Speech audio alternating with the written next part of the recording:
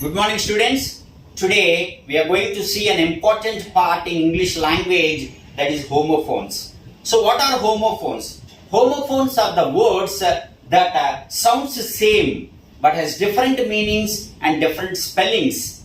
Word పలికేటప్పుడు ఒకేలాగా పలుకుతాం, కానీ ఆ వర్డ్కి డిఫరెంట్ స్పెల్లింగ్స్ ఉంటాయి, డిఫరెంట్ మీనింగ్స్ ఉంటాయి. Those words are called homophones. Let us see some examples of homophones. ONE1. The sound of ONE is one. The sound of WON is one. But the meaning of ONE is wakati and the meaning of WON1 is galarotam. In the same way, right, RIGHT, right or wrong, we have the meaning. WRIT, right, right. So here the right spelling is different and here the right spelling is different. The sound is same. SYN son, putrudu.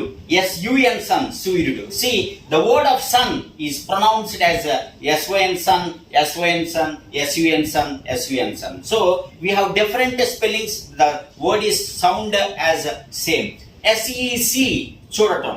SEAC, samudram. So the word is same, the sound is same, but the meanings are different, the spellings are different.